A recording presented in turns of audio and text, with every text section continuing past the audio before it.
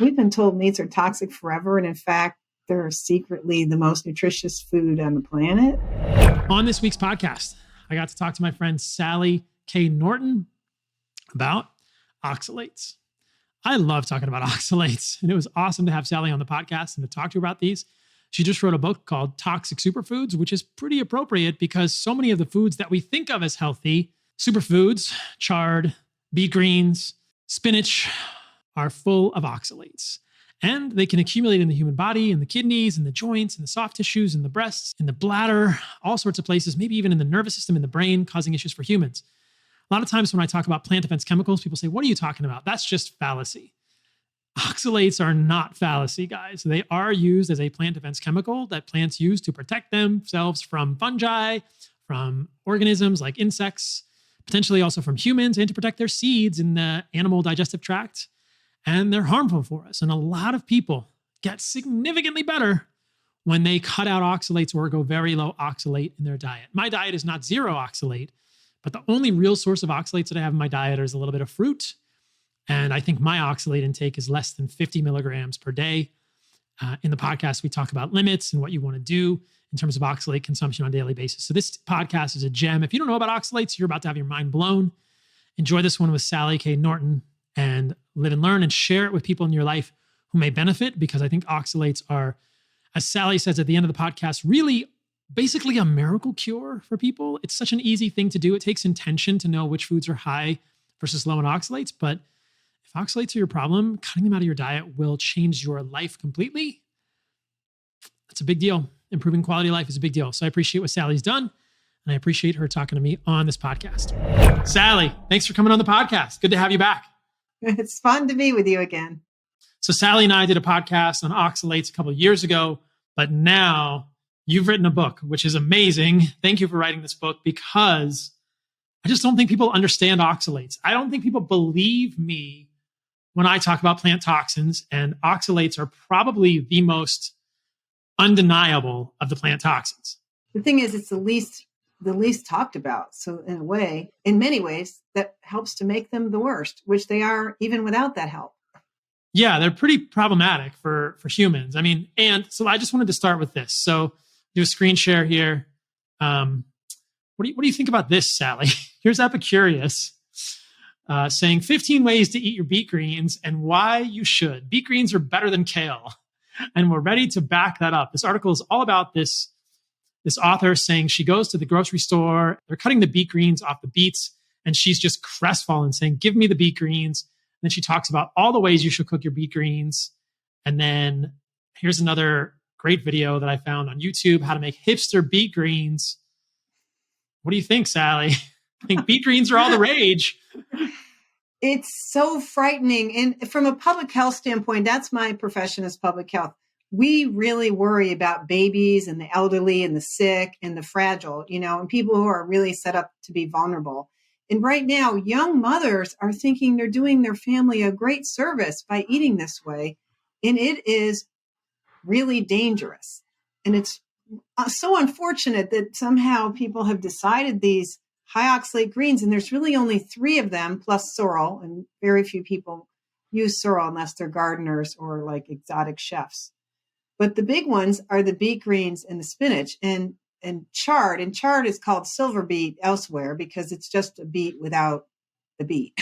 So it's really just beet greens and chard and spinach.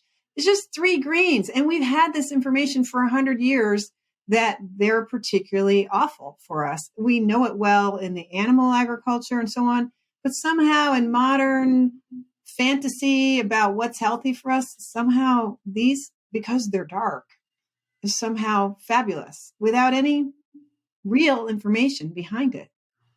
Well, Epicurious says they're good for you. So wait a minute. Are you telling me, and obviously I'm saying this tongue in cheek, are you telling the audience and me that you could walk into a grocery store and see multiple foods that are celebrated as healthy that could be harming you? It's unbelievably tragic that that's the actual situation that we live in 2023, where we are clueless. And I just don't think, there's been, like I said, there's been very little discussion of plant toxins. And I'm going to leave all the other plant toxins or most of them out of this discussion. When I say plant toxins, people want to come back and say hormesis. And we can talk about later in this podcast whether you think there could be such thing as a hormetic effect from oxalates. But I don't think there's any evidence of that. It's really hard to make a hormetic argument for oxalates. But I love this conversation about oxalates because it seems like they are really dangerous for humans at all levels of our lifespan. Most of us are eating significant quantities of oxalates, especially if we are trying to eat, quote, healthy. And yet, like you said, very few people are talking about this at all. So for people that may not have heard our podcast from 2019, let's just back up and talk about why chard, beet greens, and spinach, and then we'll get into other high oxalate containing foods, why these are so problematic for humans. What are oxalates? What are we even talking about here? This isn't the stuff of fairy tales. Well, it's interesting because oxalate is sneaky. It's really tiny. It's a little acid. It's a strong acid, and it chelates minerals. The plants need to make it for lots of reasons, and it turns out to be really important, not just for their reproduction and physiologic survival in the wild, but for their defense against predators. And it's one of a raft of pesticides that the plants make, and they use them in all kinds of ways for all kinds of attackers, because there's things like molds. Oxalate helps the plants fight mold because in the leaf, the plants have enzymes to build and break down oxalates, which are oxalic acid that can be built into crystals, usually with calcium. And they'll store either calcium or oxalic acid or both. It's depending on what it's trying to do. In the leaf, it likes having the oxalic acid at hand when it needs it to make hydrogen peroxide. So it can turn the oxalic acid into hydrogen peroxide, which of course is very pro-inflammatory, as is oxalic acid, but helps to kill funguses. It takes a lot to kill off a mold that's attacking you. And a little tiny oxalic acid is handy to do that with. It does many other things for the plants. And so it's really been quite well known in basic science, like just figuring out what elements are in stuff, the basics of chemistry. Oxalate was the first chemical we understood and used to help determine what elements make up different substances. So we've been using it in the background in basic science for a long time, in a way so familiar with it at the bench in research that we've been overlooking this little guy is a major cause of metabolic problems in mammalian biology. It's really not a good thing to have running around. The body tries to get rid of it. We're built to get rid of some of it because it even forms in our metabolism, but we're not built to be eating it every meal, every day of the year. And that's what we're doing now. So oxalic acid, maybe we'll put a little, if you're watching this on YouTube, we can put a little graphic of what it looks like. It's a 2-carbon compound that is found in plants. And as you said, the human body makes a little bit of it. So is it safe to say that oxalate or oxalic acid, we'll probably use those terms interchangeably in this podcast, is this a waste product of human metabolism from the breakdown of amino acids like proline and hydroxyproline? Yes, to a small degree. If your liver's happy, you're not inflamed and not diabetic and not messing up your liver with oxalates, you make a pretty small amount from the hydroxyproline.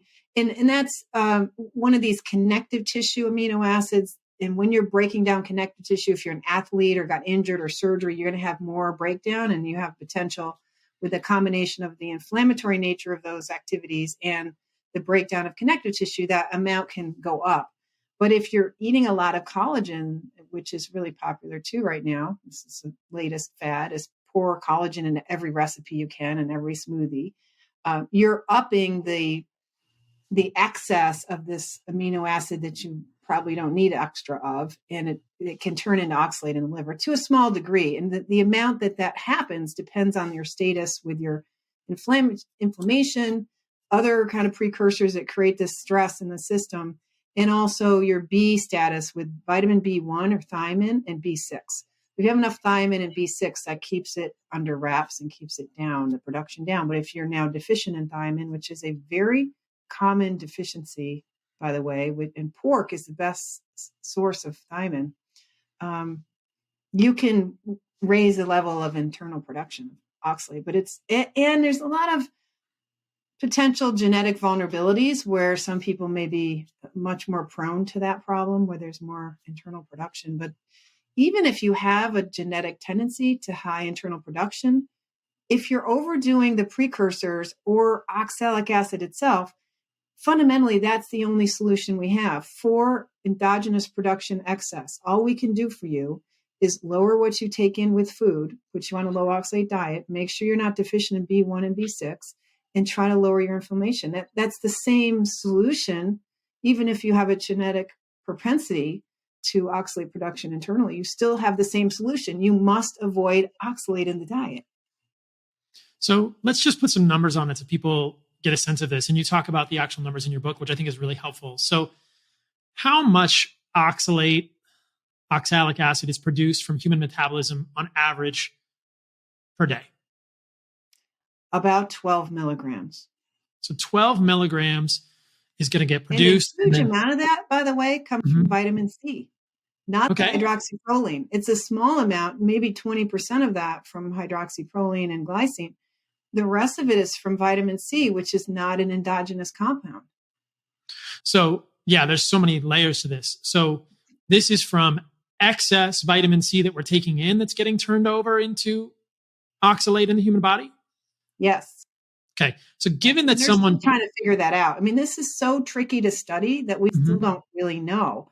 Like how much of it is that vitamin C just degenerates into oxalic acid, according to certain researchers. And in fact, that they imply that the vitamin C in your pill bottle could be disintegrating into some degree of oxalic acid.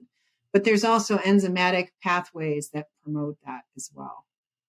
The breakdown of vitamin C into oxalic acid. Right.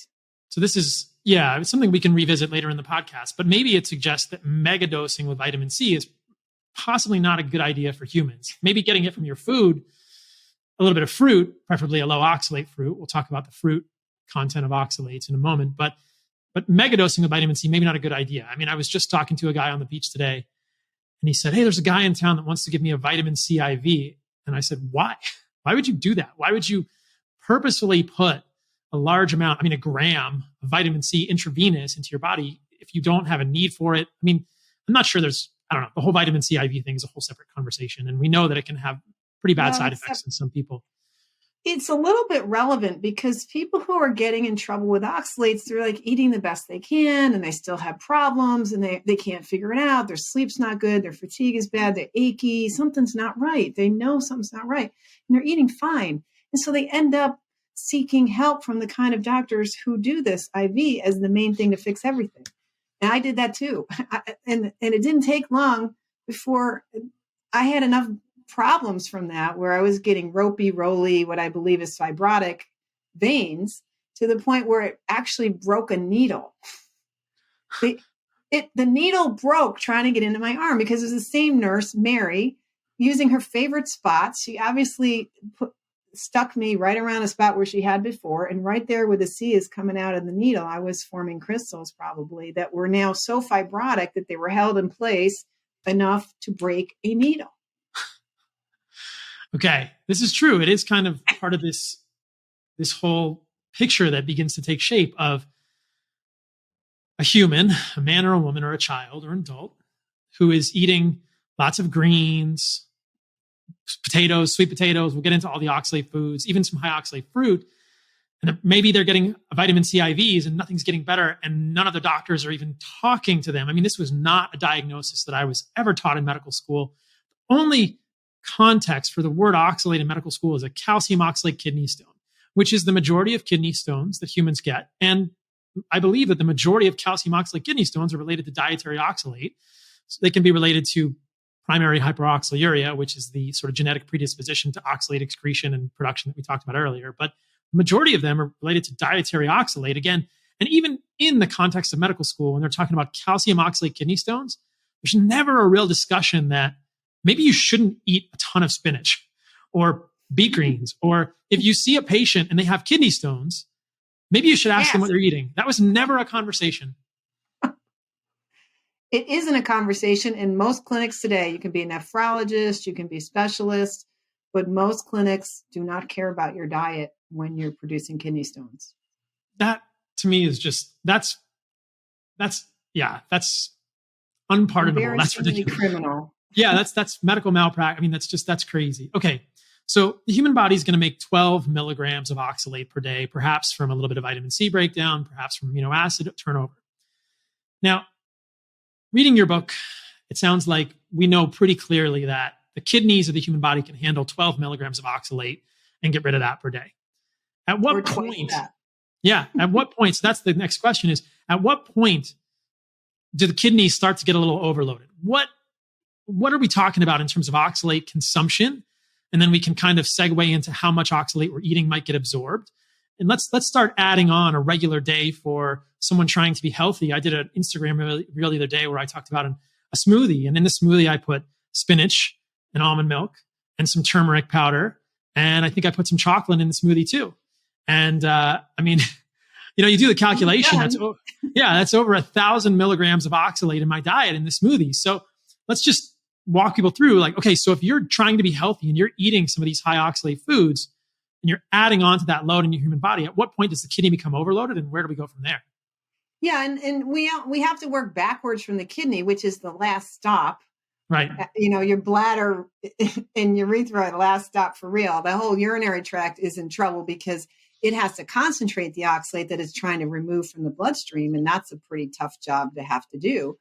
Brilliant organ can do it. It's designed to handle it. It's got all the possible protections it can have. And most of us don't even get kidney stones when we're overloading oxalate. But the science has been focused only on the kidney stone aspect of the oxalate overload. And so we have 50 years of only worrying about nephrons and tubules and and nephrocalcinosis, and that's where the kidney itself is turning to rocks.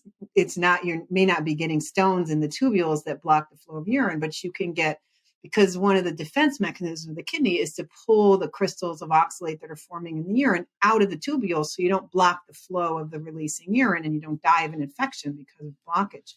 So the kidneys like happily or, under duress, eating and holding on to the oxalate. And in fact, this is probably going on in the other body parts as well.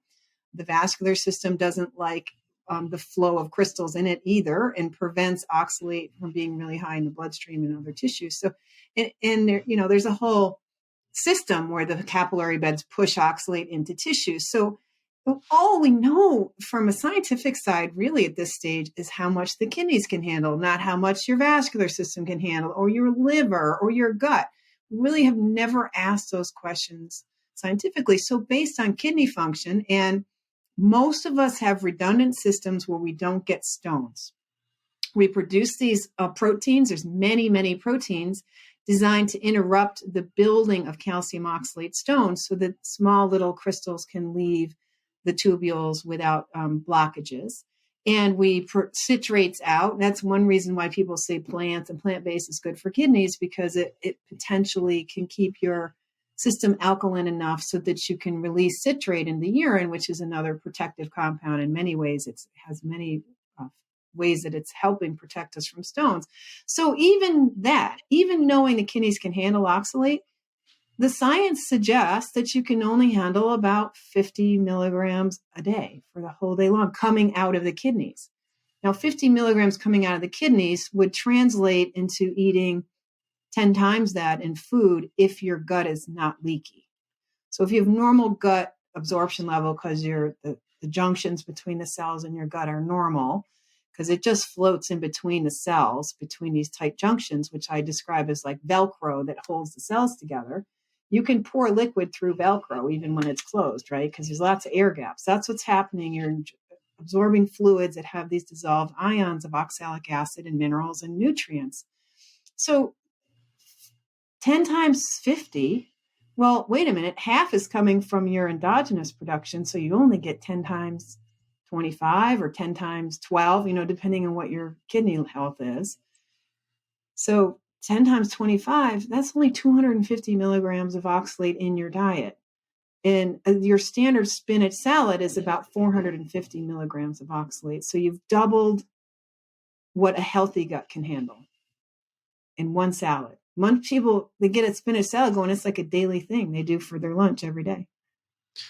It's crazy. And then as we talked about it, and we'll get into this more in a moment, if you're overloading the kidneys, there's good data to suggest that oxalate is also ending up in other parts of your body, blood vessels, the brain, the neurologic system, arteries, veins, other. The blood vessels are so critical to your health. That's why we worry about heart disease, but they're also in the capillary bed. You're pushing out oxalate into critical tissues like your eyeballs. Your eyes tend to collect oxalate or get in trouble with oxalate very easily. For some reason, it's one of those tissues that are a magnet for oxalate. Breasts can be so, glands are so, especially the thyroid gland.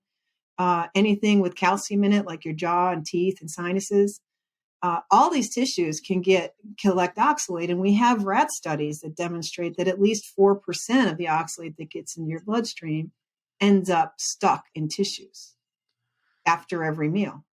That's not good. That can't be good. And I know that. Right, because now you're collecting particles, because what you're absorbing is the acid side of the two carbons with the charges on it. And that thing is the chelator that takes the minerals like the calcium out of your blood, which the heart and pacemaker really aren't cool with that you're sucking minerals out of your system and then forming these particulate nanocrystals, which are uber toxic. I mean, we talk about nanoparticles and their toxicity. Well, any kind of crystal like asbestos fibers and so on are really quite annoying to the immune system. And the immune system tries to do stuff to protect you and hide them. And if they can get rid of them, they will, but they certainly can't when you're eating them every meal. And you end up with the immune system doing this defensive kind of, and I describe it in my book is like the Lucy and Ethel thing, where the body's playing defense. Like it's too much. There's too much work being asked of everybody. And the body has to like stash it in the back seat and wait for a moment to get rid of it later. Which we'll talk about dumping and what happens when you stop eating oxalates, which is really interesting as well. Which is why the carnivore diet has helped to reveal the oxalate problem, because you get off the plants, which are the only real source of oxalates in your body. And then suddenly you've switched from a lifestyle of potatoes, peanuts, spinach, and junk, high oxalate stuff, to a diet with none of it. And the body's like finally getting a chance to clean out this whole attic of yucky crystals. I usually don't provide feedback or reviews on products, but this time I made an exception. Check out this review on histamine and immune from Heart and Soil Supplements. So good that this person made an exception to leave us a review. I purchased the product for my son after consulting your company if the product was safe on children. My son was suffering from nasal allergies every day in the morning. As soon as we got the product, we started giving him 2 pills a day. Allergies are gone. No more allergies in the morning. He's not taking any medications or anything else. I usually don't provide feedback or reviews, but this time I made an exception because it's so powerful. 2 things about this review that I want to highlight. Histamine and immune is amazing. Contains thymus, contains kidney, contains all sorts of things that are going to help with both allergies and immune function in kids. And I'm talking a lot about histamine and immune because I'm so stoked about this supplement, and I haven't been talking about it enough. There's also studies in kids with thymogulin extracts from thymus. Thymus is in histamine and immune that decrease kids' incidence of respiratory tract infections. So there's really no question that consuming thymus or other organs will support the corresponding organ. And there's good evidence to show this that I'm going to be talking about even more very soon. Stay tuned for that. Second thing, we have a whole team of health guides at Heart and Soil that are available to you at radicalhealth@heartandsoil.co. You can email us to ask, is this product safe for children? Would this be good for me? What product is best for me?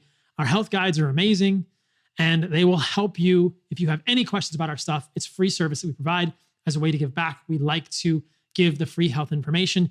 You don't even have to buy a supplement from us. We just want you to get better, and it feels good to be able to do that. So check us out, heartandsoil.co. Check out histamine and immune if you have immune issues, histamine issues, allergy issues, or you want your immune system to be better.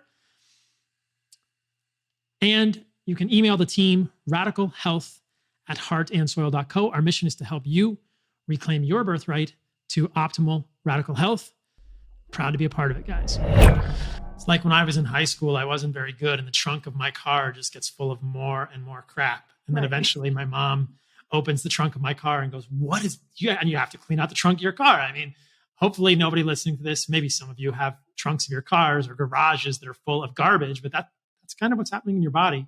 So I know people are probably thinking this right now. Let's just talk about it. Now, what's interesting is that you talk about this in your book. There are ways to eat plant foods, and I eat plant foods now. I eat some fruit people that know my stuff will know that I don't eat vegetables. So I don't eat leaves or stems or roots or seeds of plants. But there are ways to eat plant foods more than fruit. If you choose to do that, I'm not a fan, but if you choose to do that, let's just walk people through some of the biggest offenders that they're not aware of for the oxalates. So we talked about the leafy greens, chard. We talked about beet greens, which Epicurious has totally wrong. And the hipster beet green recipe, you guys can just forget that one. And then spinach. So those are the big ones, right? What are some other foods people are eating? I know you guys are eating these every single day or most days every week that people are not thinking about. Well, the nuts and peanuts technically a legume. A lot of the legumes are also trouble, but generally the nuts are bad news. And they have so many ways to ruin your gut. I mean, if you're eating a high nut diet, chances are you're shredding your digestive tract and you're poisoning yourself with many chemicals. Nuts are the babies of trees. They're designed to be indigestible. All seeds in nature are designed to withstand consumption so that they can later germinate, because the plant world is using the eaters of their fruits, even the nuts. I mean, because squirrels and stuff are interested in nuts, and they're very good at moving things around. I mean, the squirrels in my neighbor's yard across the street bring his half-eaten pears into my yard, and they take my half-eaten tomatoes and put them in his yard. Like, they're very good at distributing seeds for plants. So the plants are taking advantage of squirrels and other fools. We have bigger brains than squirrels, but we're no smarter than them because we're making nuts, squirrel food, our food. It's not right. The trees don't like it, and they're getting you. And so you can think of it very simply: don't eat like a squirrel. So the nuts are not good. And many of the standard beans are really high: black beans, which are popular in burritos, and white beans, which make your kind of Boston baked beans and standard beans. But the peas are lower. And so people want to hang on to bean-like things, you can have certain peas like black-eyed peas and mung beans is the one bean-like thing that's lowish. So the legumes and nuts aren't good. The seeds, chia, hemp, and sesame, outrageously high. That's just another set of seeds. The bran around the grains are really high. Then there's these pseudo grains, and most people who go on these gluten-free diets end up using more of the buckwheat, the quinoa, and the teff. And quinoa is so popular because it's supposedly high in protein. And don't do it, people. Let's see what else we got. The beans, the nuts, the quinoa, the seeds. And there are some fruits. Starfruit is famous in the literature. Now, in other countries, you're allowed to talk about dietary poisoning. Especially popular is the starfruit dietary poisoning in Brazil and in Asia. You're allowed to report in medical journals about, oh yeah, such and such had starfruit juice every day and now her kidneys are gone or she's dead. I mean, people literally can die from the oxalates in starfruit. Kiwi, blackberries, pomegranate, and clementines can be high. Turmeric, cumin, whole root turmeric. Curcumin, though, is an extract that's very low in oxalate. So people who like that flavor can use curcumin, supplements to flavor their foods with. Some people are still fans of it as some kind of medicinal, and whatever. I'm not a fan. I've talked about that on other podcasts, guys. If you want the download, we'll link to some of my turmeric. Researchers are quite flabbergasted at the popularity of it and how many people are getting away with doing research on it and claiming great things when in fact there's assay problems where the compound is fooling the researchers and it's very nonspecific kind of results in the body. And level-headed researchers are very skeptical about the whole turmeric deal. And turmeric, I mean, I've talked about this on social media. There's evidence that turmeric decreases androgens. So the active ingredient in turmeric, curcumin, may decrease androgen precursors in both men and females. So that's not a good thing. None of us need that. No. Sex life. Exactly. So, I mean, that usually gets people's attention with turmeric, but that's a whole separate podcast on how turmeric even stevia has reproductive, there are many weird effects of plants. Plants are loaded with chemicals and we really don't understand them. In today's context, it's this has this good effect. One benefits only fantasy and we're off to the races and we don't want to hear the downside. We don't want to hear what's the possible side effects or downside? We just want to hear one little magic bullet and we love it. It Yeah, that sets is you up to be poor because you can be sold all kinds of products and just keep charging your credit card for the next superfood that may have a bad effect on humans. That is a concept that I have struggled to communicate clearly to the wider audience. But this idea that the mainstream nutritional zeitgeist often wants to focus on one positive effect of a quote superfood and ignore any potential negative side effects associated with that same food. I think isothiocyanates in things like broccoli and kale are a good example of this. Resveratrol from grapes is a good example of this. All of these compounds have pretty significant negative side effects when you look at the totality of their effects in humans. But we are sold this bill of goods that, hey, this is a valuable thing for humans because it does one good thing. And for some reason, we have been bamboozled into believing that because a plant has one good thing about a compound in it, it must therefore be beneficial to humans and benign and some sort of gift from the gods that's sent to make us into higher level humans. Now, plants have their own agenda, which is something that I love. You talk about in this book, and I've talked about in the past. Like, plants do not want to be eaten. They want us to eat their fruit, but not chew up their seeds to get those seeds somewhere else. So plants, like, great. I'm a fan of if people want to use psychedelics responsibly to change their consciousness and work through the history, but like plants are generally not here to help us out in the world, and they're not benign for us in any way, shape, or form. And they gotta survive.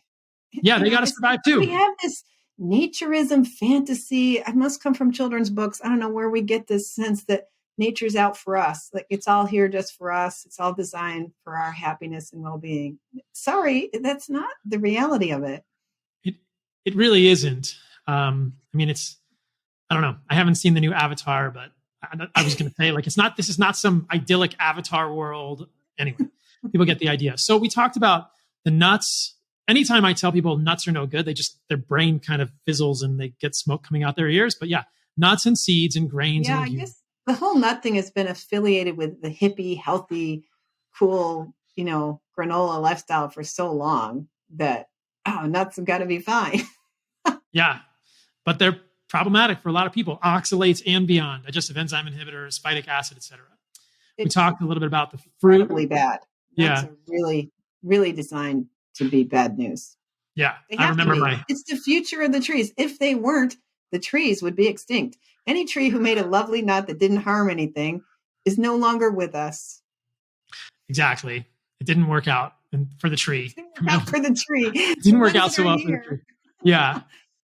We talked about some of the fruits. So kiwi, raspberries, blackberries, those are the fruits where you're getting a bunch of the seeds. Pomegranate, you're getting a bunch of the seeds in there. And star fruit. I have a star fruit tree in my yard in Costa Rica. And it looks really cool. But I remember writing about this in my book and then reading your book and thinking, I don't think I'm going to eat that right now. But I was out there by the tree the other day and somebody picked a star fruit. They started eating it. I'm good. I'm not sure about star fruits yet. I'm a little bit worried. But what's interesting, and I read this in your book, was that in the fruit, the plants are surrounding the seeds with oxalates to protect the seeds. So there's not a whole lot of kiwi between the skin and the seeds, but could you get less oxalate from a kiwi if you somehow like scooped out the seeds in a kiwi and you had this little centimeter of kiwi between the skin and the seeds? Well, what the part of the oxalate that's by the seeds are the rapide crystals, which are these double-pointed toothpicks that are designed as spears, little mini blow darts that the kiwi is using to protect its seeds from, perpetual ingestion. It can cause the same reaction that dumb cane causes, where if it gets into your mucosal cells, it literally can penetrate 2 cells deep and cause a severe immune reaction, and you might start closing up your throat, losing the ability to speak. So that'll tell you. The kiwi's sending you a message. If you can't talk after you eat it, quit eating it. But usually that doesn't happen. But what's really hurting us more than the rapide and the other calcium oxalate crystals that are sharp and pointy and literally cause mechanical abrasion, because they're harder than teeth. You literally can wear down your teeth eating these oxalate crystals. And of course, it's not so healthy for the stomach lining and the digestive tract all throughout. But that is not what's giving you kidney stones. That is not what's ruining your eyesight and your teeth from the inside. It's ruining your teeth on the outside, but then there's the vascular flow into your teeth that's delivering oxalic acid. The oxalic acid can be distributed throughout the fruit. And nobody's done an analysis to tell us the answer to that question. So, and then let's talk about the roots a little bit, because we didn't talk about the roots. And I want to let people know that roots can have oxalates too. Potatoes, sweet potatoes, taro, plantain is a fruit that's used like tubers are, and then it's put in these chip mixes. You know, those fancy multicolored chips? That's all high oxalate. That's crazy. Healthy chips are much worse than the Lay's potato chips, which are terrible because Lay's potato chips is like 89% soluble oxalate in there. So you get sealed into that nice greasy fry. You have no nutrition. You have toxic oils and you have toxic oxalic acid sealed into those potato chips, highly bioavailable in, the tater tots, the fries, and the chips. And most people grow up on that stuff and then they convert over to the healthy chips. Everybody's now wanting that salty, crunchy thing, and they're looking for the crunchy, salty, chippy thing, and they're making it worse. You sit on an airplane and there comes the Delta flight attendant handing out Terra chips. I'm like, oh, right with the chocolate dipped shortbreads. Yes. Okay. So chocolate is another thing that's high in oxalates because it's a seed. And now everyone is just turning the podcast off because they just don't want to hear it anymore. That was the main comment when I did the Instagram reel. Here I am doing this reel, trying to educate people.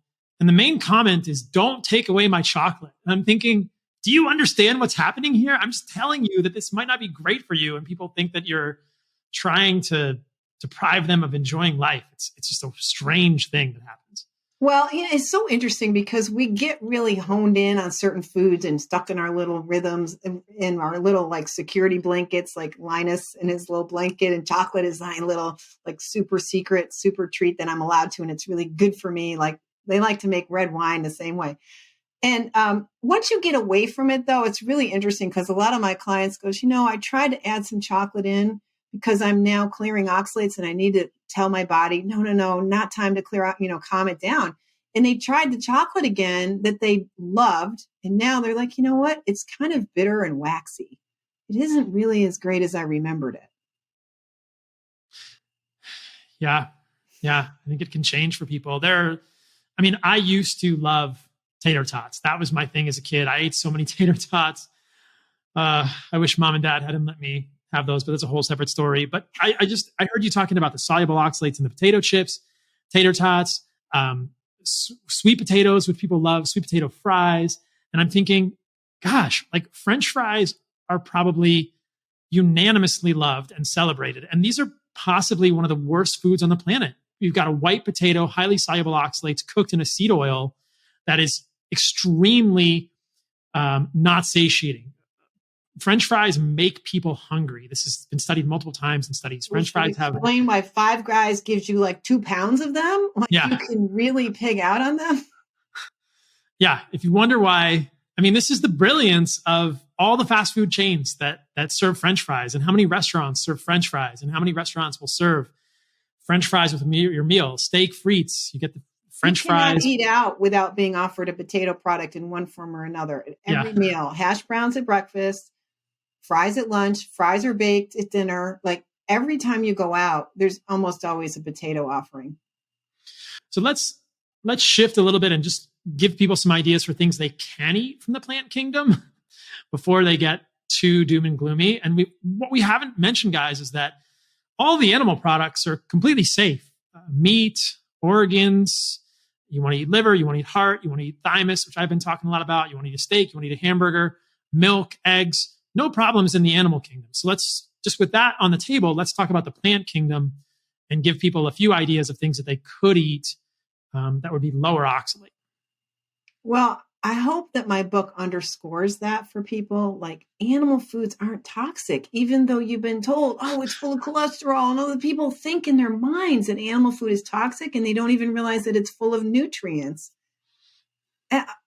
my field of public health nutrition has done such a great disservice, and our minds are so miseducated that these messages of truth has a hard time landing. There's no fertile soil in our brains for recognizing butter and eggs and steak are good and spinach smoothies are bad. Like, that is complete inside out of everything we've been told, and it doesn't stick in the brain because the brain is so misinformed. So yes, what's the real question here? Because I just wanted to stop and say, look, we've been told meats are toxic forever. And in fact, they're secretly the most nutritious food on the planet.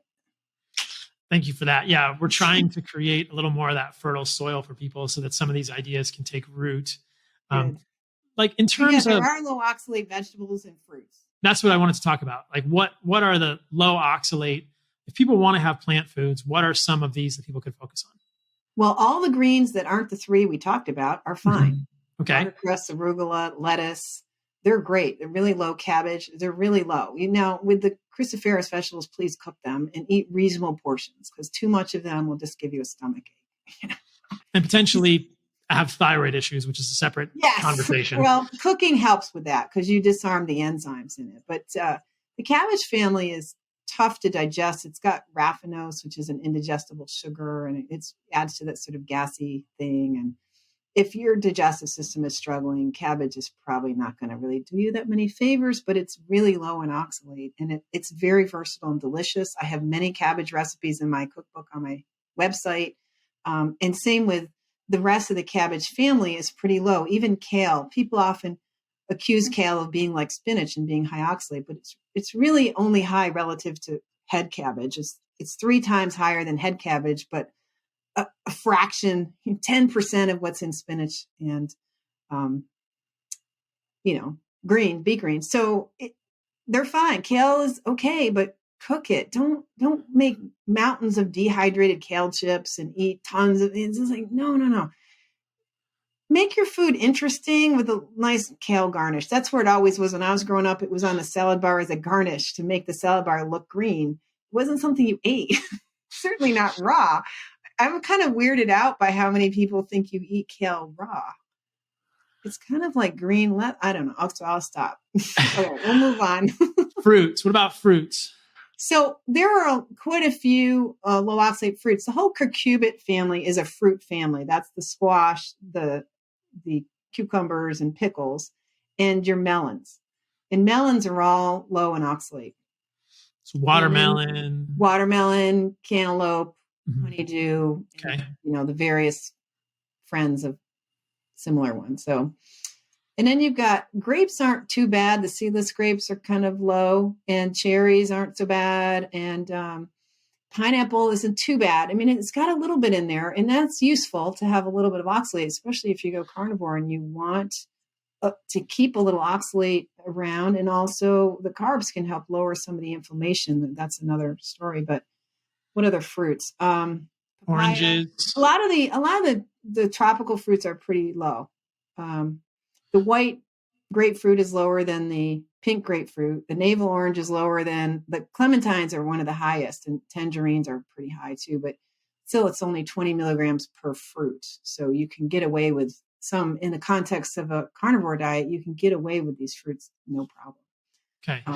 So blueberries are pretty low too. Amongst the berries, they're pretty low. The cultivated ones are lower than the wild ones, but either one, if you're eating reasonable portion sizes, half cup, you're good. The seeds, you can have pumpkin seeds are very low, sunflower are okay-ish, and what else? White pepper is the ripe version of black pepper. You can switch that easily. Very low in oxalate. Let's see. The beans, I mentioned earlier that the peas, the green peas, black-eyed peas, and chickpeas are low. What else have we got? Bran. If you go with white rice, like Asian grown rice is lower in arsenic. The Asians ferment their rice when they prepare rice noodles. And so organic Asian white rice, without the bran that has the oxalate and the junk in it, is fairly low in oxalate and fairly safe. I usually recommend people soak it in bentonite clay for a night, overnight, to hopefully extract whatever arsenic and heavy metals are in there and rinse that off, and then cook it. And Yeah. So there's food to eat. There's plenty of food to eat in the plant kingdom. I have clients who are vegan who haven't changed from being vegan, who are doing much better, feeling fabulous compared to how they felt now that they know which foods are high in oxalate. But their diet worries me because they're eating like a lot of white rice is a central staple. And I think they're falling apart with the age just from poor nutrition, not enough protein. You nearly need protein. And the older you get, the more desperate you are for protein.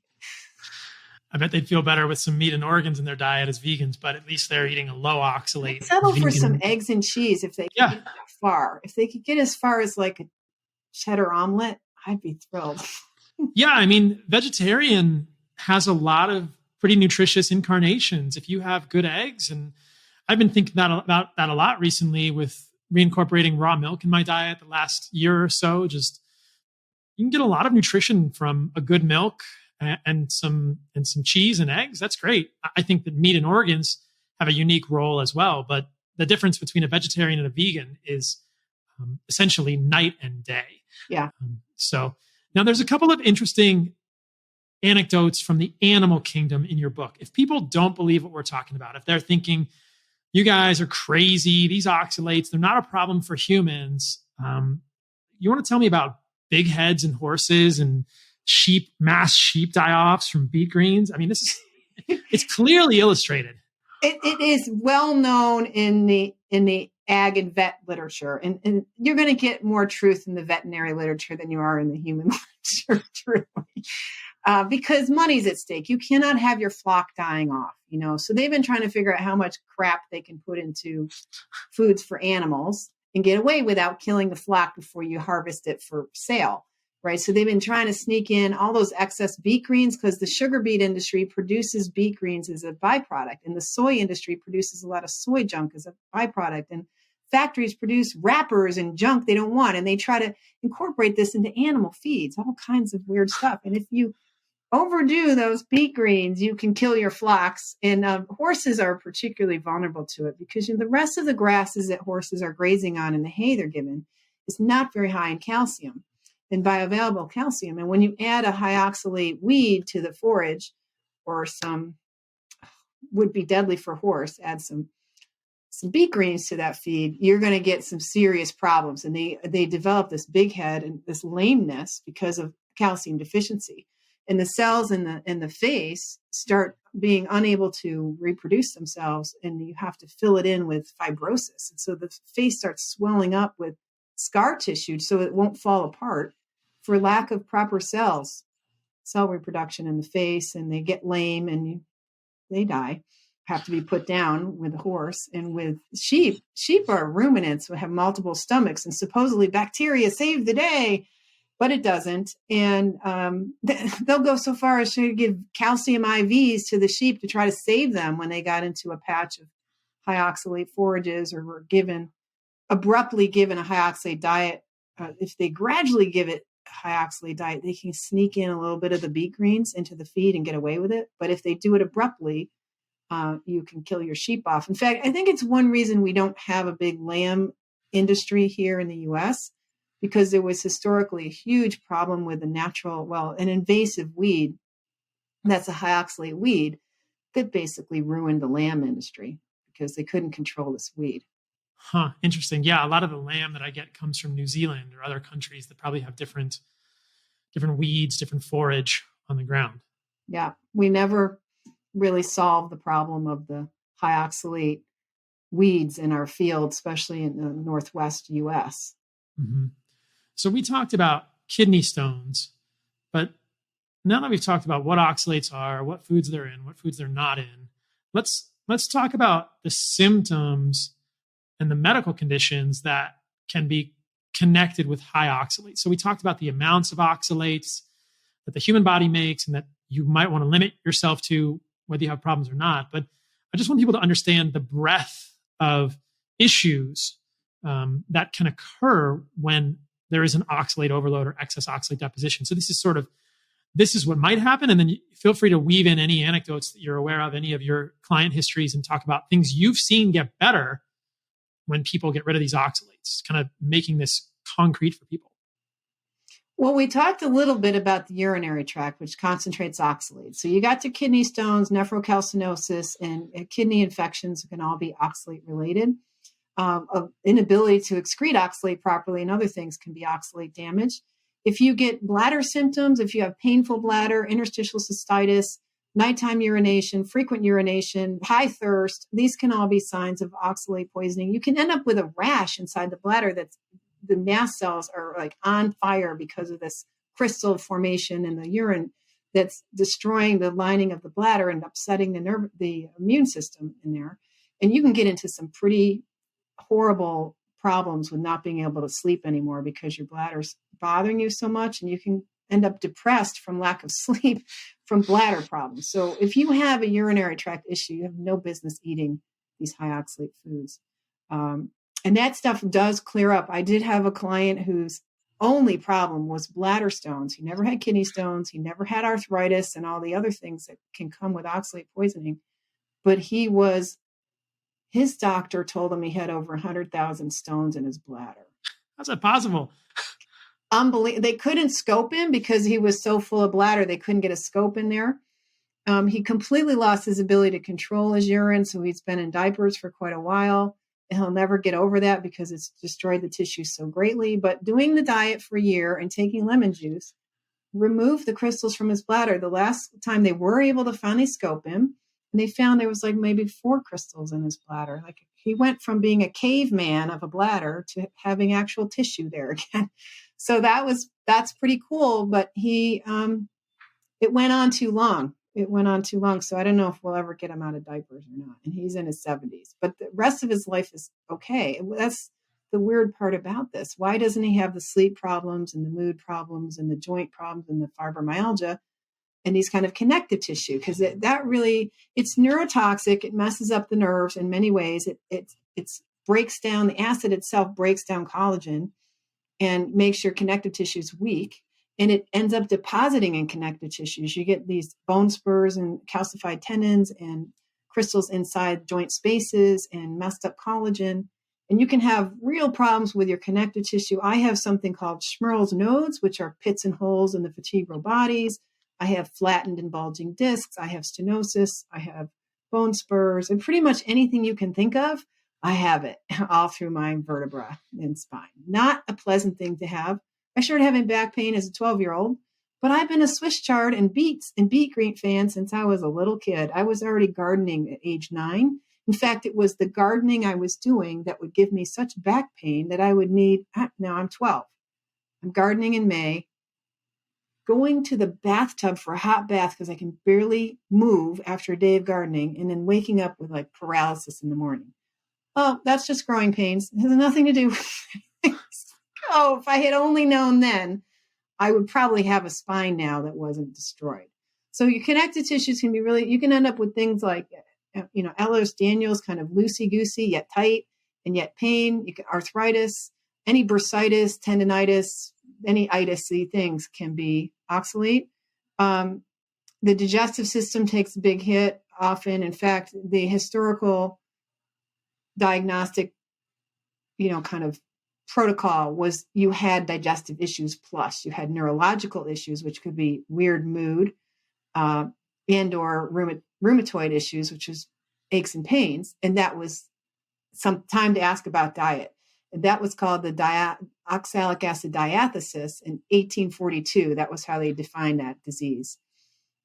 From rhubarb season. It was quite clear then because of seasonality. They didn't get rhubarb all year long in England. They ate potatoes a lot and tea a lot. And so when they added in the rhubarb season, certain people would suddenly get really sick. And they would see a fake intestinal obstruction where they thought the person was dying from intestinal obstruction. They would see mood and neuroses show up because it's very neurotoxic. So you get a lot of, if you're struggling with lack of focus, lack of motivation, lightweight depressions, frank anxiety attacks, or a general compulsive disorder and neuroses, this is all inflammation of the nervous system. And this is occurring for some reason. What is it?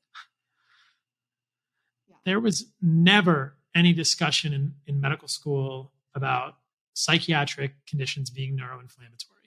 That I think that is disgusting. Yeah. And it's, again, It's Western very clear medicine. in the basic science. Yeah, it's very clear. It's very clear that people who are suicide attempters, people that are depressed, much higher levels of inflammatory cytokines, IL-6, TNF alpha in the cerebrospinal fluid and in the brain. And it's anyway activated. Well, oxalate is a great stimulator of the immune system. So that's the whole other set of symptoms. Anything inflammatory and immune related can be this literal acid damaging the circulating immune cells. And one study done at the University of Birmingham of Alabama showed 40 minutes after a spinach smoothie that had 720 milligrams of oxalate that the circulating immune cells were damaged and putting out pro-inflammatory cytokines and were less equipped to handle their real jobs to go deal with infection. Wow. And think about this, because oxalate collects in the bones and ends up in the bone marrow. And your white blood cells and your red blood cells are all born in the bone marrow. And when there's oxalate present, they get kicked out early and they're already damaged and not quite right. And then you eat the thing that caused you to have oxalate in your bone marrow again, and those circulating cells take a hit. And now you're really prone to chronic sinus infections, chronic ear infections, UTIs, yeast infections, and even C. diff. And I've seen people cure C. diff by getting off spinach and chia seeds. That is wild. I mean, the chia seeds are like, these are the darling of the industry. You make those chia smoothies. I did an Instagram reel with chia seeds. That's crazy. And my sister had C. diff when she was growing up. So that one is really close to our family's history. She almost lost her colon due to severe C. diff. And okay, so let's, the parents. Yeah, let's talk about that from this perspective of kids also, because this is a really important point that you make in your book. What are the foods that we feed our children as their first foods? If any of you listening to this, right? If anyone listening to this has kids, go and look at the baby food you're feeding your kid now, and then let's talk about it. So, Sally, what are the foods that kids get fed for their first foods? It's not sardines. Or liver. Yeah, like sweet potatoes, these soft vegetables. It's always some kind of plate of vegetables, pureed peas, which aren't as bad, but they're legumes, and they're really harsh in terms of a young digestive tract. And children don't have the kidney capacity to excrete the oxalate the way adults do. And so if you were down as an adult, you're allowed to have 200 milligrams a day. As a child, you weigh a tenth of that. So take it down to 20, but then you're not able to excrete it. So really, children should be protected from oxalate. It's been known in the medical literature since the 1930s, where human feeding studies demonstrated if you gave high oxalate foods, especially spinach, to infants, you would cause a devastating calcium deficiency in children. It's so sad. And yet, well, many of these little finger foods for children now are incorporating spinach and carrots and things like, this is the healthy little snack instead of Cheerios or whatever the last generation used. Now we have oxalate bombs to give children. And now with the wheat-free thing, everyone's using almond flour and making keto foods for their children, taking them off dairy because of worries about lactose and things. And so that low dairy intake without the calcium in the diet makes the oxalate that's in the diet, it supercharges it. You really are going to absorb much more oxalate if you don't have the dairy in the diet. And it's another way you're making your children deficient in calcium, taking away the milk and giving them high oxalate foods. That together, that is a double whammy. And if your child is not high on the growth curve, if they're not at the 90% percentile, that could be because of oxalate. If you're at 50 or below, oxalate's probably retarding your child's growth. If I hadn't eaten the spinach as a kid or the high oxalate foods, maybe I'd be another inch or two taller. NBA material. I wish I were a little bit taller, guys. I wish I didn't wear glasses. I'm quite convinced that I needed glasses in 10th grade because of my love of vegetables. And by the time I was in college, I needed bifocals. So I've been in progressive bifocal lenses since I was about 21 years old. Wow. It's not productive to think that way, but I do think it's important that we educate the current generation so that maybe some of their children will be fed differently and they'll have a different trajectory as they That's move a into dream. That's a yeah, dream. that's for definitely the somebody. dream. That's definitely the dream. So we've come to this point a few times, but I want to hone in on it for a moment. We knew about oxalates. The medical community knew about oxalates 100 years ago, or let's say 150 years ago. And then what happened? Because this is really interesting to me, having been trained as a physician, the Flexner report, and what, like, how did all of this knowledge get lost? I mean, like you said, in the late 1800s, doctors knew about oxalates, but doctors don't know about oxalates today. Yeah, for nearly 100 years, we knew about oxalates since about 1842, when it was officially announced we're going to call this the oxalic acid diatheses, and then later it became the oxalic acid syndrome in the early 1900s. And it wasn't until the late 30s, early 40s that we kind of dropped thinking about it. And that was in the wake of this transition from medicine just being another set of quacks who were bleeding everybody, along with everyone else, all the other quacks out there. They were going to be the top dogs by making it very exclusive. We were going to tighten up on our education and make it exclusive to get in school and very exclusive to get licensed to practice medicine. In order to make it an exclusive thing that worthy of paying high tuition and going through all these years of training, it was going to be very technical. So we were going to start using technology to define health and illness. So we started using blood tests as the only definition, only way to inquire into the well-being of a patient. And we've started to drop over time. Even now, the physical exam is gone. We don't bang your tendons and watch your tendons and evaluate your nervous system or feel your parts and pieces and see how your inflammation is going. We really have dropped that because we just order tests, and read tests. And blood tests don't catch a lot. And also what it does is we've now defined prevention with high-tech tests that is really just about early detection for problems that we can make a lot of money treating. Cancer and heart disease. We can drug you up and do all kinds of expensive procedures if we can show that you've got cancer and heart disease before you die of it. And that way we can patient you from a profit perspective. And so we transition into this profit orientation, this high-tech orientation and profit orientation, where we've really dropped health care. And now we have intense disease care. And it got worse when we changed the hospital system to a for-profit system. It used to be when the Shriners, my dad was a Shriner, and the Jews and the Catholics and everybody had their hospital. You went to the Jewish hospital or the Shriners hospital or the Presbyterian hospital because it was nuns and volunteers and community do-gooders who helped to make the hospital pay its bills. Like, they wouldn't always count on the patients being able to fork over $500,000 for their treatment. It was done as a charitable operation. But once we started having federal monies pay for patients, then it was a guaranteed income, and you no longer needed that nonprofit model. You actually had a model where you could start to profit from healthcare. And that has taken things off the deep end in terms of not being healthcare anymore.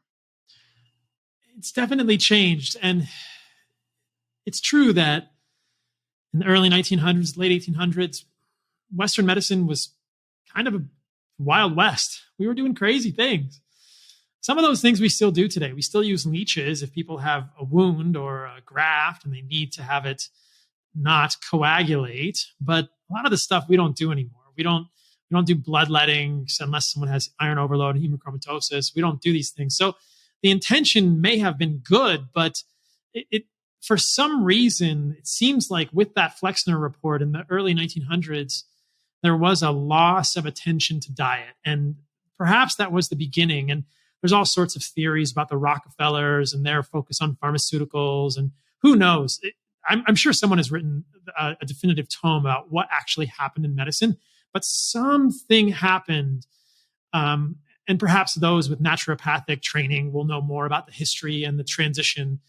Something happened where we lost, as physicians, specifically as allopathic physicians, because I was trained as an MD, we lost much appreciation for the way that foods affect health and disease.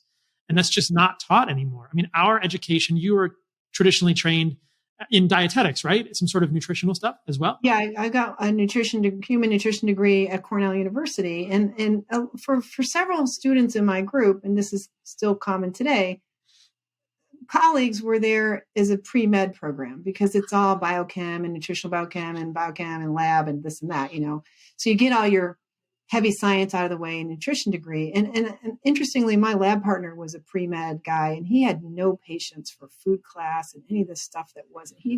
He was not going to med school for nutrition. He could care less about nutrition. He wasn't there for that. And I think that's generally the case, that people who choose to go into medicine are not in there to hold your hand and ask you about your salads. That's not what they're doing it for.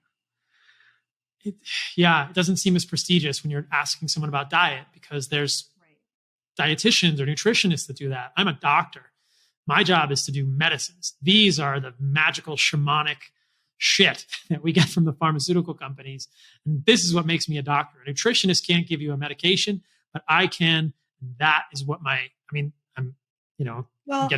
human beings are very prone to wanting layers in society. You see that in India where they have class system, and we supposedly flattened that, and now it's a meritocracy and we're all the same. But people choose fields like medicine because they want to be in the Brahmin class. They want to be in a special airified space and have those kinds of friends and drive that kind of car and have that kind of ability to tell other people what to do. There's a certain, it's part of the interest in a field like medicine, is there's a sort of social chit you get with that.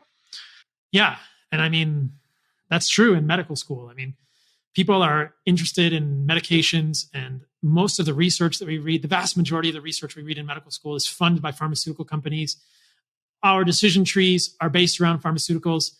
There's very few interventions in the medical system that have to do with food. Perhaps a gluten-free diet is the only one I can think of that off the top of my head. And yet we're leaving, in my opinion, and I suspect in your opinion, the most powerful interventions, the most profound interventions on the table in favor of synthetic medications, which are great in some cases, but often carry massive side effects and don't affect the root of the problem. So it's a real travesty what medicine has become. Well, the public isn't always demanding a root cause answer. The public is willing to be bandaged together and say, just give me something so I can just keep doing what I do and don't have to change my lifestyle. And medicine has overemphasized that sort of non-compliance in their patients, as an excuse for not bothering. Yeah. So there's a lot of coercion going on with patients and doctors, but the diehards that follow this kind of discussion are really interested in root cause. They're much more interested in knowing how to stop the real problem and not just pretend things are okay with pain suppressants and other kind of crutches that we use to let us carry on and not have to change our lifestyle. So I'm really impressed with people who find the oxalate thing, and more impressed with how well they do on it. It is a miracle cure for all kinds of untreatable, uncurable suffering. And the sooner you find it, the smarter you're going to feel. If you wait to pay attention to oxalates and then you have to later, you will kick yourself, because it's an easy way to feel better. Yeah, my belief is that mostly everyone should eat a low oxalate diet. Mostly everyone should calculate the amount of oxalates they're taking in on a daily basis. Mostly everyone should try and eat less than 200 milligrams of oxalates per day, or even less than 100 milligrams of oxalates per day. I don't want this podcast to go too long, but let's just talk for a moment about how hard it is to actually test for this. There's really no good way that I've seen or that we've talked about to know if you have oxalate overload. So should just be based on symptoms. And then if we look at all the symptoms that we talked about, basically, if you have any issue anywhere in your body, you might want to think about how many oxalates you're eating, right?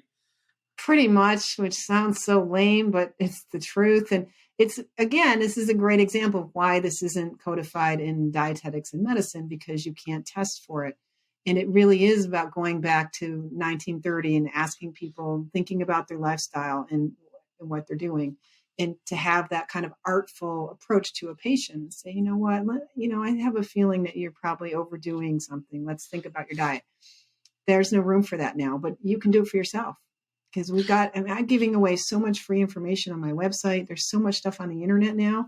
And, my book encapsulates most everything you need to know to really defend yourself from this problem. Now, the last thing that I wanted to talk about before we wrap up is this idea that if people have ingested a lot of oxalates in their life and you stop suddenly, there is this syndrome that we all talk about, like a dumping syndrome, and some weird stuff can happen. And again, we're sort of on the edge of what we know about this, but let's just talk to people about what might happen if they go from a high oxalate diet, somebody eating a oxalate bomb smoothie with sweet potatoes for dinner and brown rice and almonds and chocolate and turmeric. And I know you guys are eating this stuff, or people that are eating this stuff. Like, let's talk about how to transition off of that quickly and how people can actually make this change. Yeah, well, what might happen is you just suddenly don't have carpal tunnel syndrome anymore and you're fine again. And that often can happen initially. You might just, in a few days, start feeling fine and sleep better. And you're like, oh, I'm good, I'm over it. And then if your system is releasing oxalate from the tissues now that you've stopped eating it, because essentially it's kind of the way I understand it, my interpretation of what the body's doing is it recognizes the winter period when there's no vegetables around. It recognizes the sort of carnivore diet of January where you're living on caribou and fish. And that's the time when it cleans out. So when it hears that strong signal, when you switch abruptly from smoothies to carnivore, you're setting yourself up for a very strong signal to the body that says, this is your chance. You've been waiting for 20 decades here, and this is your chance. And it could start doing it aggressively. And it doesn't always do so. And it's different for everyone. And it's not always super aggressive. If it is, you might start feeling bad again. And when you suddenly feel bad on a low oxalate diet, you should suspect oxalate clearing and recognize that digging out crystals from your tendons and your teeth and everywhere can cause symptoms. It's an immune system activity. You have to turn on inflammation and send immune cells there, and they start blowing proteases and acids at crystal deposits and blowing up cells nearby and creating a fair kind of a mess to get it out of there. And now you're adding oxalic acid back into the bloodstream potentially. But some people push it out of their skin and they get these funky rashes and start flaking off stuff. Some people say they snow for 3 years. Other people have frank crystals coming out of their skin. So that's one subset of people are able to push it out in their skin. Another subset tends to turn on these transporters in the colon and excrete it in the colon and get some weird colon symptoms. You can get burning rectum, burning stools. You can get diarrhea, constipation, gritty stools. If you see frank grit, it looks like fine sand, a sort of sesame seed color or black or both.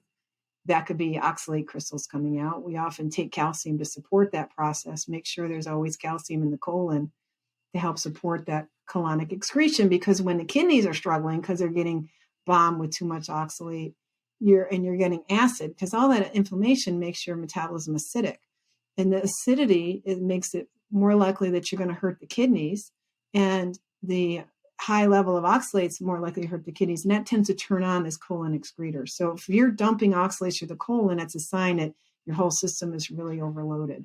And some people have come to me sick as a dog on a carnivore diet 3 years after they started the diet. It took them 3 years before this process made them sick. And so the better way to do it instead of abruptly is kind of sneak out of the high oxalate food sort of slowly, which means you can casually think, okay, no more spinach. And then you'd be like, I'm going to ditch the almonds, and then I'm going to ditch the potatoes, and I'm going to ditch the beans. Like, you can kind of work on them gradually and kind of sneak out of that situation a little slower. That might be safer. And I think how it works for each person is highly individual, from a metabolic standpoint, from a vulnerability standpoint, from a genetic standpoint, but also from a lifestyle standpoint. How slow can you go? How much energy do you have to do this? If you're really sick, it's kind of hard to learn the diet, but I think the main message is don't be in a hurry to be really abrupt. And if you are really abrupt, if you're already a carnivore, keep listening to your body in a way you understand that all modern people have too much oxalate in their body. And at some point on a carnivore diet, you're releasing oxalate. And that's where things like eating the pineapple every day comes in, because there may be enough oxalate in some of these kind of medium to low oxalate fruits or tea or things like that that fit well on this style of diet can help tell your body to not be too over aggressive in this oxalate clearing process, because you do not want to be turning on inflammatory operations and have that going all the time. That pro-inflammation of digging out crystals can create cancer cells and create autoimmune problems and set you up for more food sensitivities. And you do not want your immune system on all the time. And having a whole body full of crystals can set you up for that. Now, there was one thing that I read in your book that I found interesting. I'm really not a fan of the keto diet these days. All the people on YouTube are always make comments about how I love my carbohydrates now. The YouTube community, I love you guys, but you're pretty dogmatic, like keto advocates. But it was interesting that in a ketogenic diet, lactate dehydrogenase is turned up, and that can increase the formation of oxalates, and that oxalates can then inhibit or sort of decrease the replenishment of glycogen in the muscles. So do you think that a ketogenic diet in some ways could be worse for oxalates if LDH is going up and that's making more oxalates? Well, and other things, that the oxidative damage that oxalate causes also elevates LDH. And so the oxidative stress of being poisoned with oxalates, and of course the liver is a key player here, because the liver is where a lot of this oxalate is produced. And the liver is the first organ that has been taking a hit after every pile of fries, after every almond, whatever, after every spinach quiche. The liver gets 100% of the oxalates you absorb. And the liver is using up glutathione and having inflammatory stress during those periods of time. And so is the rest of the body, the vascular system, the immune cells. And that's also increasing this LDH enzyme, which increases oxalate production, but so does the inflammation themselves.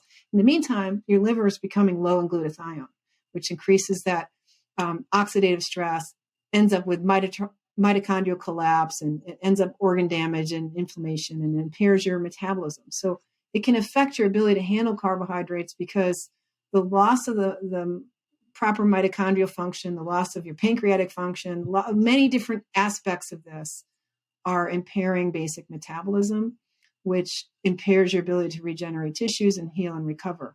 And a lot of people do better on carbohydrates. Not a ton necessarily. I usually say I like to hold off and do the carbohydrates at the end of the day when you need them, and not necessarily every day. So you keep training your metabolism to live on ketones, and make sure you're a real choice maker with your food, and you're not just feeding some kind of carb monster. So I think it's important to be aware of carbs, but zero carb for a long time just increases that inflammation in the liver and is not helping you with the oxalate poisoning necessarily. So doing like the pineapple and things like this can be very advantageous to someone who's recovering from oxalates.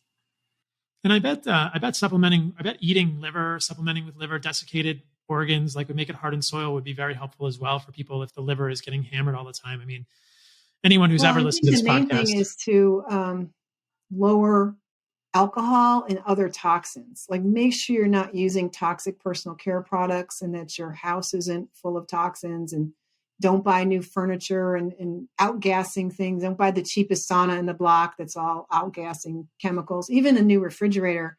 Anyone who's followed me on Instagram knows that when I bought a new refrigerator last year, I put it in a pod in the driveway for 2 months to let the nasty plastics air out of it, because the refrigerator is sealed with factory fresh plastics of all types. They're very toxic. So I think more important than adding supplements is, restricting the abuse of your liver having to deal with toxic compounds. Yeah. And I've heard you mention, as we wrap up, calcium a number of times. I just want to emphasize that for people, that it's important to get a source of calcium in your diet, whether it's raw cheese, raw dairy, microcrystalline hydroxyapatite, like a bone matrix type of thing. But it sounds like it's very important to have calcium. And we see this in a lot of literature in the medical system, like having calcium in your diet is critical. And having calcium in your diet will help with, it sounds like, both preventing the absorption of oxalates and the excretion of oxalates, should your colon or digestive tract be part of the process of oxalate clearing. Well, so much so that if you take calcium supplements, you can prompt oxalate clearing. Like it's so helpful for the body to get, it's the main binder. Calcium's the main binder that helps your body get rid of oxalate as well. And really it's calming to the nerves, and the nerves are desperate to be able to control their calcium again. Every cell must control calcium carefully. It needs to have access to it when it needs it. And the calcium is remarkably therapeutic, but you also, if you're doing too much calcium for your particular situation, it can prompt some of this dumping. So sometimes you have to add in calcium in a very conscious way and see at this stage how much you're tolerating. If you're really sick with oxalate clearing, often you need to add more calcium to help calm those symptoms and support that little wave, because the body turns on these little waves of cleaning up, kind of the janitor's trying to clean up some of this mess, and then it tries to take a break. If you have a healthy immune system and healthy cells that are well nourished, it can turn it off, and you can go into these times when you feel great and then little cycles where you don't feel so great. And so you can adjust your calcium accordingly. And when you feel bad, that might be time to take in some more. You mentioned lemon juice earlier. We talked at the beginning of the podcast about excess vitamin C, but is the citrate in lemon juice the benefit, or what's the benefit of lemon juice in this situation? Well, the only part that's been studied is the citric acid. And actually, when you're really inflamed, a little bit of vitamin C can be a good thing. And one lemon has about 30 milligrams of vitamin C, which is a nice level. That's the kind of levels the body can take advantage of, and it can help your immune system and help deal with the inflammation. So some lemon, I find lemons incredibly therapeutic. And when people are feeling bad, their inflammation is up, they're going very acid, and the lemons alkalizes because the liver turns some of that citric acid into bicarb. So it gives you alkalization. There may be something to the flavonoids and other compounds in the lemon that have some benefits, because the lemon does really seem to help for those who handle it. It's a little histamine-y, so some people don't do well on lemons. Not one thing works for everyone, but there's always other ways to do it. But definitely the citric acid is incredibly therapeutic at many, many, many levels. And lemon is a nice, handy way to get the right amount of vitamin C instead of supplemental vitamin C, which is never the right amount because it's always too much. Yeah, I wonder if there's like a sweet spot for vitamin C for humans that's a little bit lower than what we think. I mean, I do a glass of fresh squeezed orange juice every day that triggers the heck out of the YouTube carnivore dogmatic crowd, but I revel in that a little bit. It's delicious. And when I look on Chronometer, I'm getting over 100 milligrams of vitamin C in the orange juice, but I'm not getting 600 milligrams or 500 milligrams or even probably 300 milligrams of vitamin C a day. So I wonder if there's like a sweet spot there that humans probably don't need 1,000 milligrams of vitamin C a day. You don't need to just be hammering acerola cherries but maybe there's clearly, if you're doing more than 400 milligrams, you're going to create a lot of oxalate in the body. That's good to know. Not good. And so I would say aim for 250 a day at the upper limit to avoid excess oxalate in the body, unless you're sick. If you've got a lot of inflammation or sickness, you could probably go up to 400, and that would be very therapeutic. The problem is most supplements start at 500. It's like, so you could take a third of a supplement if you wanted to, or incorporate some fresh fruit, and that's great. So it's not like there's one level that you need every day. When you're really sick, you do need a little bit more vitamin C because there's more immune cells being produced. Yeah, why not just get it from food? It seems like the easiest way to do it. And you can do that with lettuce and red peppers. I mean, if you're including some lettuce and red peppers, you're getting a fair amount of vitamin C, and that covers the bases. You don't need to push it. And then if you're juicing a lemon for the therapeutic benefits and the alkalizing benefits, that's great. Lemon, it tastes good. It's a great salad dressing and it's very functional food. It's a great way to season a soup. There's ways to use food appropriately that are pretty simple on the surface, but powerful.